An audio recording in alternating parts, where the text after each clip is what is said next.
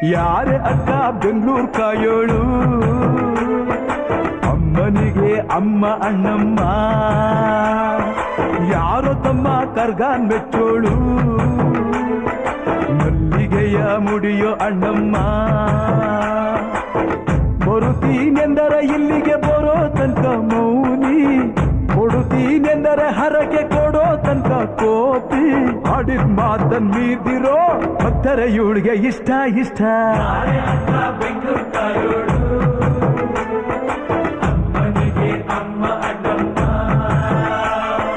ಯಾರು ತಮ್ಮ ಕರ್ಗಾನ್ ಮೆಚ್ಚೋಳು, ಮಲ್ಲಿಗೆಯ ಮುಡಿಯೋ ಅಣ್ಣ.